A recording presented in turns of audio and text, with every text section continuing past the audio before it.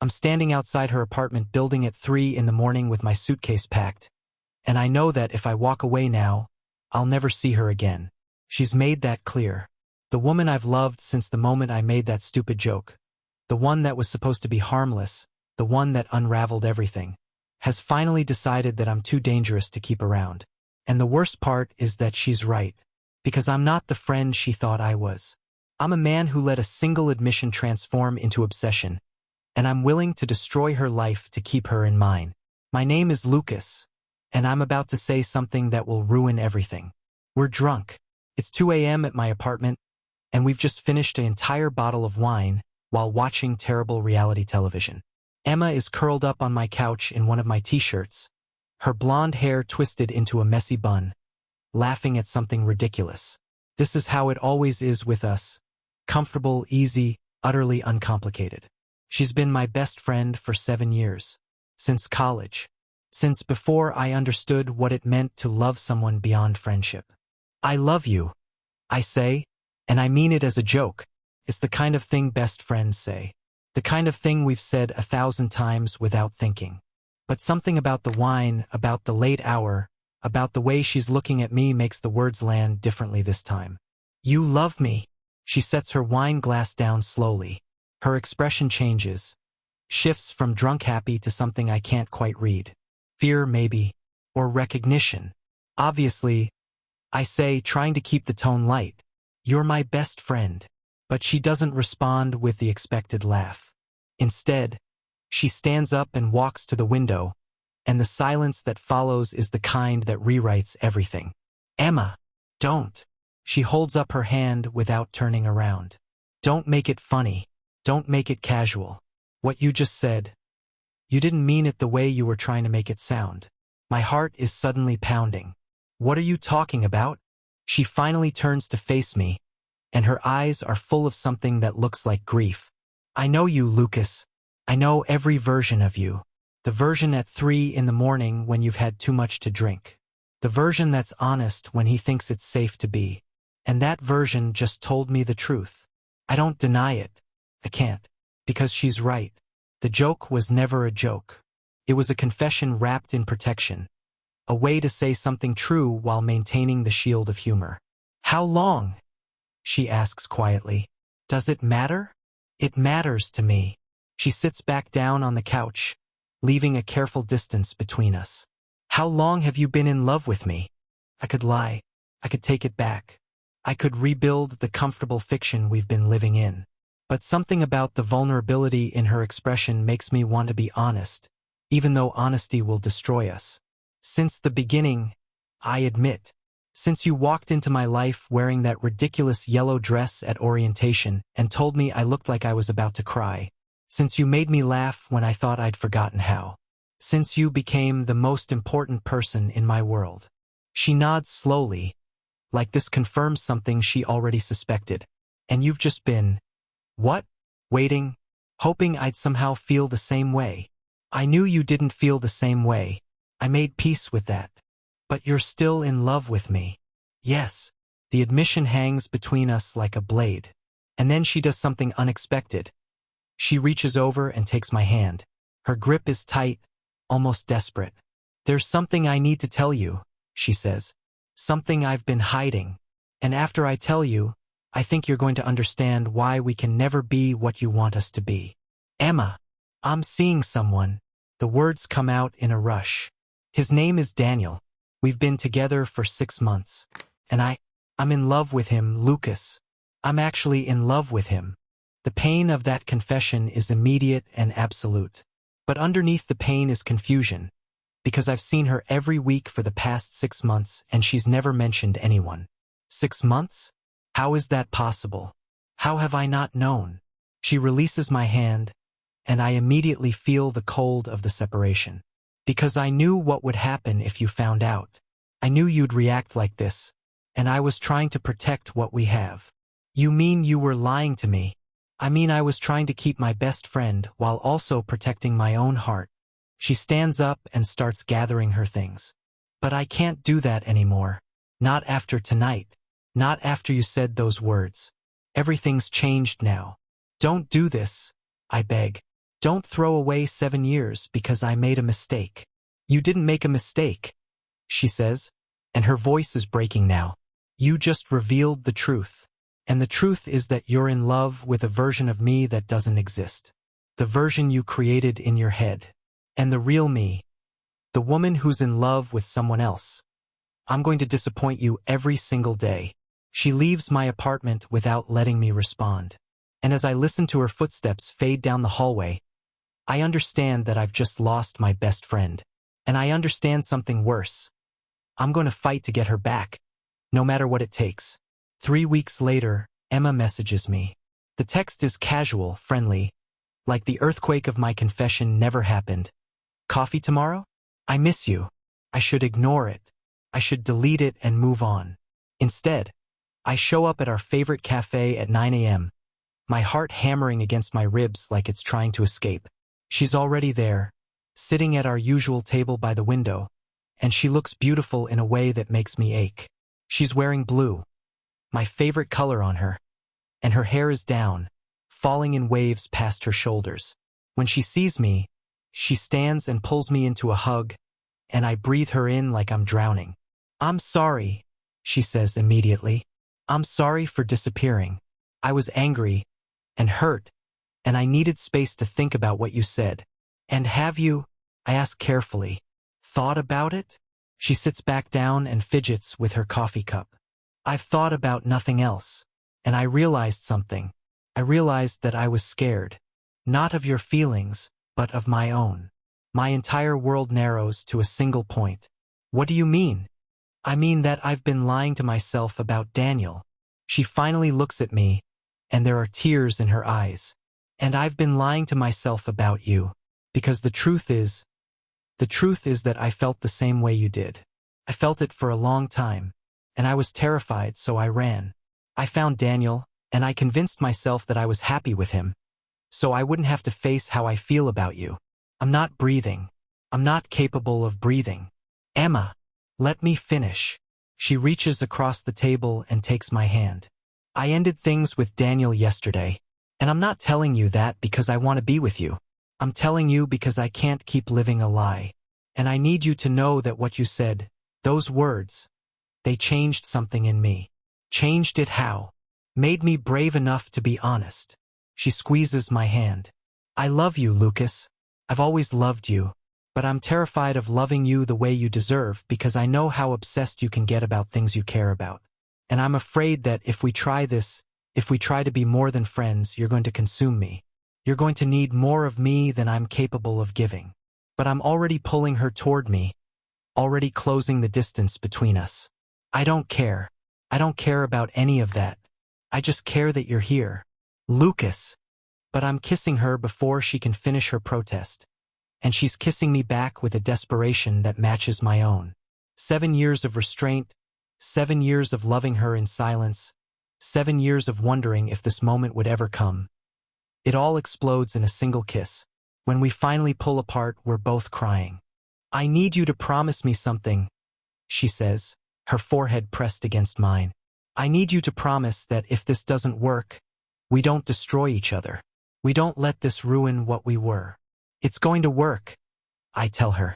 It has to work. And I mean it, because for the first time in my life, I'm not hiding. I'm not pretending. I'm completely, utterly exposed. And she's choosing me anyway. The following weeks are intoxicating. We can't keep our hands off each other. Every moment feels urgent, desperate, like we're trying to make up for 7 years of lost time. She moves in with me within a month. We stop going out with other friends because we can't bear to be apart. I start checking her phone, just casually, because I need to know where she is, who she's talking to, what she's thinking. You're becoming obsessive, she says one night, and there's concern in her voice. You're doing it again. You're trying to control everything. I'm not controlling anything. I just want to know. That's the definition of control, she snaps. You want to know everything. You don't trust me. That's not true. But it is true. Because I'm terrified. Because I spent 7 years loving her in silence. And now that I have her, I can't stop myself from being afraid that it's going to be taken away. So I hold tighter. I demand more. I require constant reassurance that she's not going to leave. It's around this time that Daniel reappears. He shows up at Emma's office with flowers and an apology. She tells me about it. She's honest about the fact that he came by, that he wanted to talk. But it's the way she describes him that triggers something in me. There's nostalgia in her voice. There's a memory of who she was when she was with him. Lighter, freer, less burdened by my needs. I want to see him, I say. Comes out like a demand. What? No, absolutely not. Why not? If there's nothing to hide. Because I know exactly what will happen. You'll convince yourself that he's a threat, that I'm going to run back to him, that I've made a mistake in choosing you. And then you'll push me so hard that I actually will leave. She's crying now, frustrated tears. I can't live like this, Lucas. I can't live under constant suspicion. Then don't, I say, and I don't recognize the coldness in my own voice. Then go back to him if he makes you so happy. I don't want to go back to him. I want to go back to you, to us. Before you started treating me like something you needed to own. But I can't go back. I can only move forward, deeper into obsession, deeper into the belief that if I just hold tighter, if I just demand more proof of her love, she'll never leave. It's Daniel who finally breaks us. He sends her flowers at work with a note that says, "I'm still here if you change your mind." And when I find out about it, when she finally tells me, after days of hiding it, something inside me snaps. "You want him," I accuse. "I don't want him." "Then why didn't you tell me immediately? Why did you hide it?" "Because I knew you'd react like this. Because I was trying to protect you from your own insecurity." "My insecurity?" I'm shouting now. "You're the one who's lying. You're the one who's keeping secrets." "I'm keeping secrets because I'm terrified of you." The words explode from her like she's been holding them in for weeks. "I'm terrified of how you look at me when you think I'm not being completely faithful to you. I'm terrified of what you might do if I ever left. I would never hurt you. You're hurting me right now." She grabs her keys. "I can't do this anymore, Lucas. I can't be with someone who loves me the way you love me. It's suffocating. It's destroying both of us." "Where are you going?" "Away. I don't know. Somewhere I can breathe." "You're going to him." It's not a question. It's a certainty. "I'm going to my sister's. I need space. I need time to figure out if I can even be in a relationship with you." When she leaves, I don't follow her. I don't call her 17 times. I don't show up at her sister's house begging for forgiveness. Instead, I sit in our apartment, my apartment really, since she was the one who moved in, and I wait for her to realize that she made a mistake. 2 weeks pass. I don't hear from her. I call, text, email, and she doesn't respond. I show up at her work, and her boss tells me she's taken a leave of absence. I go to her sister's house, and they refuse to let me in. And then, on a Tuesday morning, I receive a call from a lawyer. Emma is pressing charges against me. The accusation is harassment and stalking. She has documentation of every call, every text, every time I showed up uninvited. She has statements from her sister, her boss, and Daniel describing my behavior as obsessive and threatening. The worst part is that she's right. I sit across from my own attorney in his office, and he lays out the evidence like he's documenting my own moral collapse. The pattern is undeniable. The obsession, the control, the inability to respect boundaries. I look like a monster. "You need to stay away from her completely," my lawyer advises. "No contact, no calls, no texts, no attempts to see her. If you violate the restraining order, you'll go to jail." I just need to explain. "You need to stay silent. That's your only option." The restraining order comes through 2 days later. I'm legally forbidden from contacting Emma, going to her workplace, or coming within 500 feet of her residence. And as I hold that document in my hands, I finally understand the magnitude of what I've done. I didn't just lose my best friend. I destroyed her. I took someone I loved and made her so afraid of me that she had to involve lawyers and police officers to feel safe. The trial is a public humiliation. The judge reviews the evidence. Months of messages showing my escalating obsession. Testimony from Emma describing the fear I caused her. A detailed account of how I isolated her from her friends and monitored her activities. And through it all, Emma sits on the witness stand with tears streaming down her face, and she describes the man she loves like he's a stranger, like he's someone she's terrified of. He made me feel like I wasn't allowed to be my own person, she says, like I owed him constant reassurance and constant access to my life. And when I tried to establish boundaries, he punished me with anger and threats of abandonment. Threats of abandonment? The prosecutor asks. He would say things like, if you leave, I'll have nothing left. You'll destroy me. He made his emotional survival my responsibility. And that's a kind of abuse. I want to stand up and defend myself. I want to explain that I never meant to hurt her, that I was just scared of losing her, that my love was real even if my methods were wrong. But my lawyer grips my arm, holding me in place, silencing me. The verdict is guilty.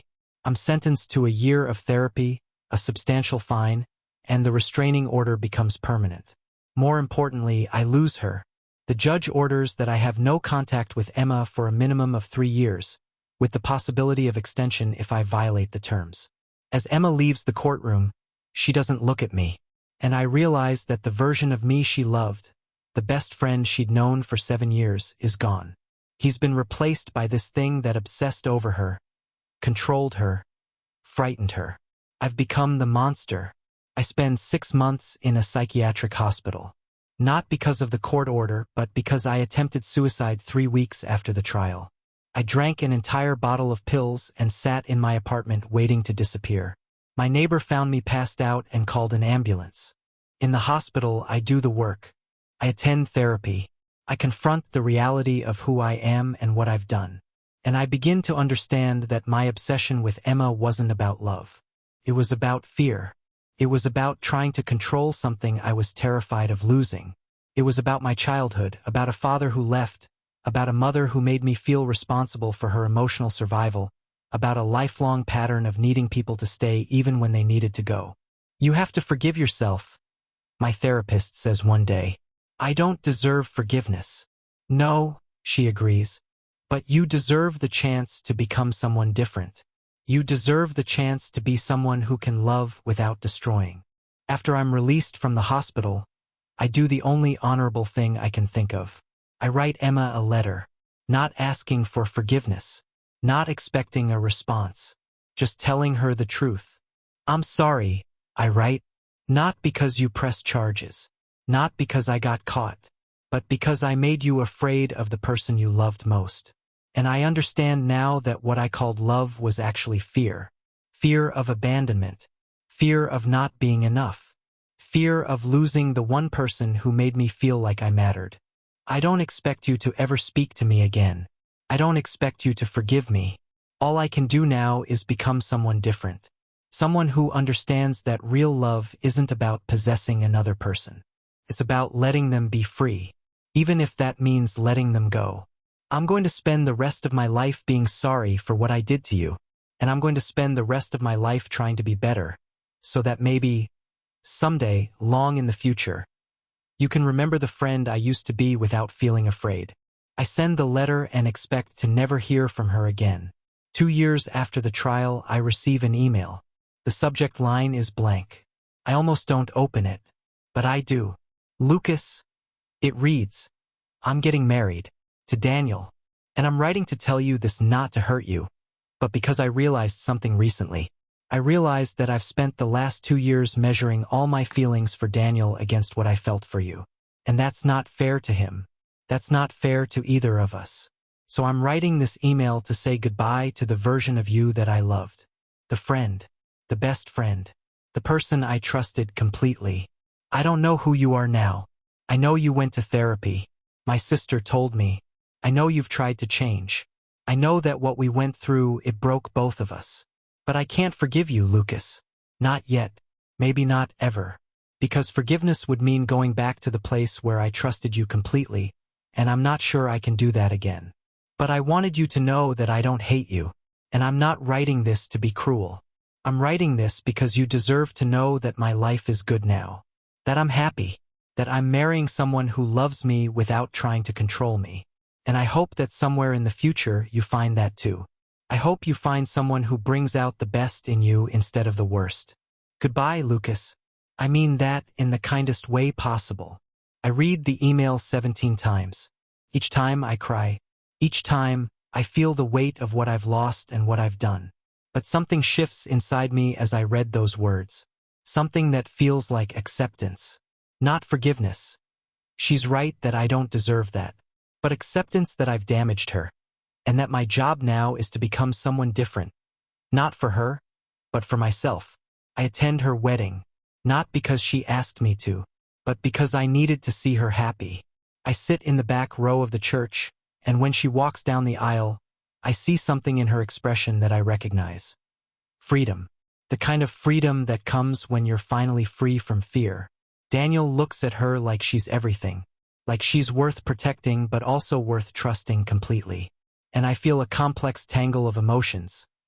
Grief that it's not me, jealousy that he gets to have her, but also something else. Something that feels like release. After the ceremony, I don't approach her. I simply leave a card at her gift table. I hope he loves you the way you deserve to be loved. The way I never could. For 5 years after that, I don't contact her. I work on myself. I date carefully with awareness of my patterns. I build genuine friendships that aren't based on need. I become someone I can respect. And then one day I receive a text message. The number is unfamiliar, but the message is unmistakable. Lucas, it's Emma. I need to see you. Please. There's something I need to say. My first instinct is to refuse. To protect her from the possibility of me causing harm again. But the message comes with an address. A coffee shop, neutral territory. And something in me recognizes that she's doing this deliberately. That she's choosing to see me. I show up 10 minutes early and watch for her from across the street. When she arrives, I'm shocked. She looks older but also lighter. There's a sadness around her eyes, but it's not the fear I caused. It's something different. She sits across from me and orders a coffee, just like old times.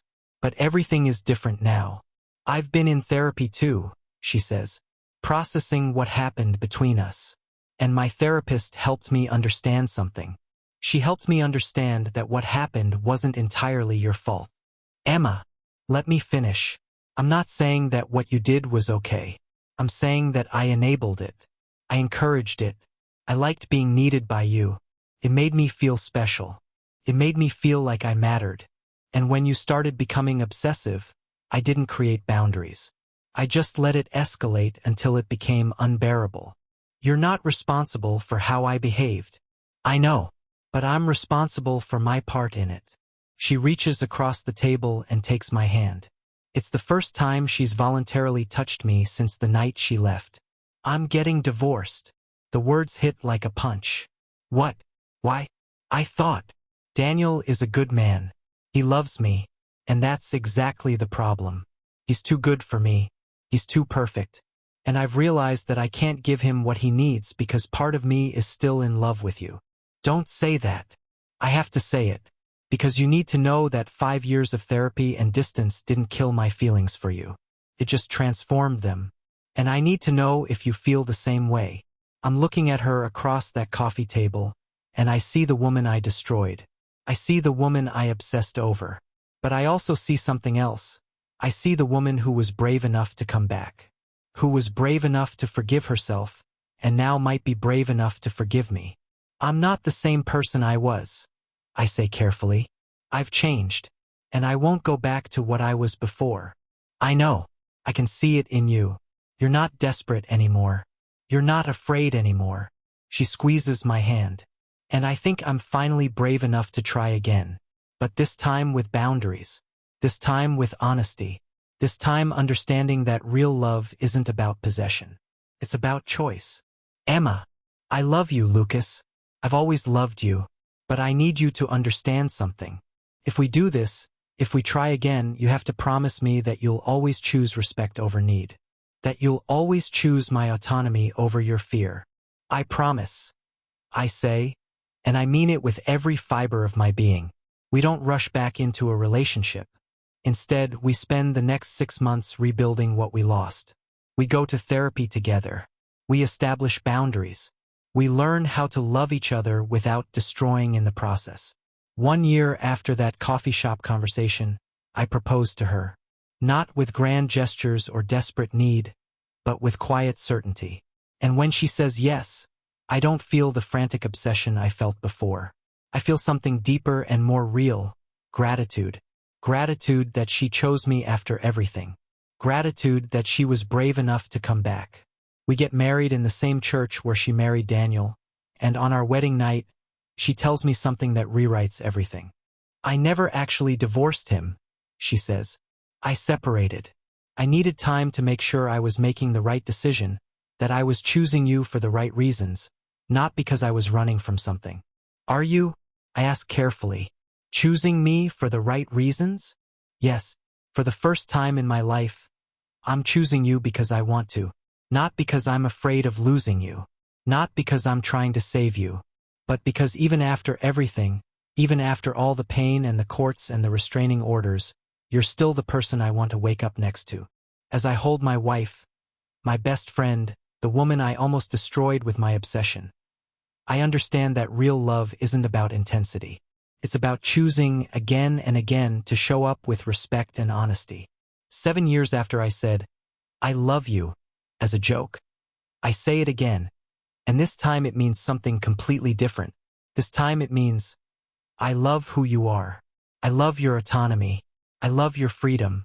And I love that you chose to share your life with me anyway. She kisses me, and in that kiss, I taste forgiveness and redemption and the possibility of being loved by the person who knows you best. Because she's seen you at your worst, and she's chosen to stay.